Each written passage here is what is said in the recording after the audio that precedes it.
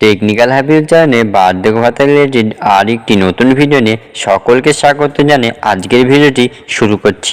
বার্ধক্য ভাতা প্রকল্পে এই অক্টোবর মাসে বার্ধক্য ভাতা প্রকল্পের টাকাটি কবে দেবে আর কোন কোন জেলায় আগে দেবে আজ নবান্ন থেকে ঘোষণা করা হলো। বন্ধুরা, ভিডিওটি খুবই গুরুত্বপূর্ণ হতে চলেছে, তাই ভিডিওটা স্কিপ করবেন না, ভিডিওটি সম্পূর্ণ দেখবেন। ভিডিওটি যদি ভালো লাগে লাইক করে চ্যানেলটিকে সাবস্ক্রাইব করবেন, পাশে থাকা বেল আইকনটি অল করে দেবেন। এরকম গুরুত্বপূর্ণ ভিডিও সবার আগে আপনার কাছে চলে যায়, তাই চলুন ভিডিওটি সম্পূর্ণ শুরু করা যাক। রাজ্যের বার্ধক্য ভাতা প্রকল্পে আরেকটি নতুন চমক নিয়ে চলে এসলো আজকে। এছাড়া বার্ধক্য ভাতা প্রকল্পে এই অক্টোবর মাসে বার্ধক্য ভাতা প্রকল্পের টাকাটি কবে দেবে আর কোন কোন জেলায় আগে দেওয়া হবে সম্পূর্ণ জানিয়ে দিল নারী ও শিশু কল্যাণ থেকে, নবান্ন থেকে ঘোষণা করা হয়। বন্ধুরা, লক্ষ্মী ভাণ্ডার প্রকল্পে কৃষক বন্ধু প্রকল্পের টাকাটি কবে দেবে আর কোন কোন জেলায় আগে দেবে, এই অক্টোবর মাসে বার্ধক্য ভাতা প্রকল্পের টাকাটি কবে দেবে। এই অক্টোবর মাসে বার্ধক্য ভাতা প্রকল্পের টাকাটি, এই লক্ষ্মী ভাণ্ডার প্রকল্পের টাকাটি আর কৃষক বন্ধু প্রকল্পের টাকাটি ফাইনাল তারিখ আজ জানিয়ে দিল নবান্ন থেকে, নারী ও শিশু কল্যাণ দপ্তর থেকে জানিয়ে দিল। বার্ধক্য ভাতা প্রকল্পে যে সমস্ত বয়স্ক ব্যক্তিরা বার্ধক্য ভাতা প্রকল্পের টাকাটি 1000 টাকা করে পান, তোমাদের পুজোর আগেই সুখবর নিয়ে চলে আসলো আজকে। বার্ধক্য ভাতা প্রকল্পের টাকাটি 2000 টাকা করে সকল ব্যাংক অ্যাকাউন্টে ঢুকতে চলেছে। আর এই অক্টোবর মাসে বার্ধক্য ভাতা প্রকল্পের টাকাটি কবে দেবে। লক্ষ্মী ভাণ্ডার প্রকল্পে যে সমস্ত মা বোনেরা লক্ষ্মী ভাণ্ডার প্রকল্পের টাকাটি যাদের অবশ্যই আছে, তাই লক্ষ্মী ভাণ্ডার প্রকল্পের টাকাটি প্রথমে 500 টাকা পেতেন, তারপর তোমরা 1000 টাকা পেতে। এখন অনেক মা বোনেরা আছে 1000 টাকা করে পান, আর অনেক মা বোনেরা আছে 1200 টাকা করে সকলেই ব্যাংক অ্যাকাউন্টে পেতে চলেছে। রাজ্যে যে সমস্ত প্রকল্প আছে সবচেয়ে বার্ধক্য ভাতা প্রকল্প হলো প্রিয়জনক।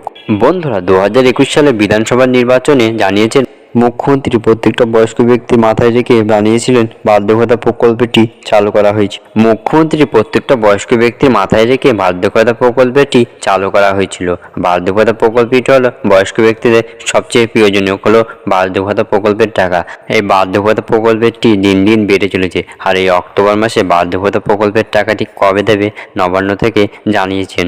আর এই বার্ধক্য ভাতা প্রকল্পের টাকাটি কোন কোন জেলায় আগে দেবে সম্পূর্ণ আলোচনা করছে আজকের ভিডিও। বার্ধক্য ভাতা প্রকল্পে খুবই প্রয়োজনীয়। প্রত্যেক বয়স্ক ব্যক্তি বার্ধক্য ভাতা প্রকল্পের টাকাটি কবে দেবে আশা করে বসে থাকেন, বার্ধক্য ভাতা প্রকল্পের টাকাটি কবে পাবো। এছাড়াও এই সেপ্টেম্বর মাসে বার্ধক্য ভাতা প্রকল্পের টাকাটি যারা এখনো পাননি, সার্ভাইভের প্রবলেমের জন্য বার্ধক্য ভাতা প্রকল্পের টাকাটি এখনো পাননি। আর এই অক্টোবর মাসে বার্ধক্য ভাতা প্রকল্পের টাকাটি আর এই সেপ্টেম্বর মাসে বার্ধক্য ভাতা প্রকল্পের টাকাটি একসাথে প্রথম সপ্তাহের মধ্যে তোমাদের ব্যাংক অ্যাকাউন্টে সকলেই দেওয়া হবে।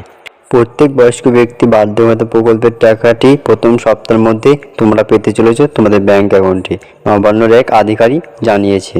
যেসব জেলাখানা বার্ধক্য ভাতা প্রকল্পের টাকাটি আগে দেবে সেই সব জেলাখানার নাম ঘোষণা করছি। প্রথম আছে নদিয়া, তারপর আছে মুর্শিদাবাদ, তারপর আছে হুগলি, তারপর আছে উত্তর 24 পরগনা, তারপর আছে হাওড়া, তারপর আছে মেদিনীপুর, তারপর আছে বর্ধমান, তারপর আছে দক্ষিণ 24 পরগনা।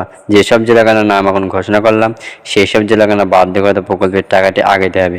আর যেসব জেলাখানার নাম এখনো ঘোষণা করেনি সেই সব জেলাখানা বার্ধক্য ভাতা প্রকল্পের টাকা এই পুজোর আগেই সকল ব্যাংক অ্যাকাউন্টেই পেয়ে যাবেন। এছাড়া শুধু বার্ধক্য ভাতা প্রকল্পের টাকাটি নয়, এবার আবাস যোজনা আবার একটি নতুন বিরাট চমক দিল মাননীয় মুখ্যমন্ত্রী মমতা বন্দ্যোপাধ্যায়। জানিয়েছেন বন্ধুরা, আবাস যোজনার টাকা দেওয়ার কাজ শুরু হতে চলেছে। দিল্লি টাকা না দিলে জানিয়েছেন মাননীয় মুখ্যমন্ত্রী মমতা বন্দ্যোপাধ্যায় টাকা দেওয়ার কাজ শুরু করবে।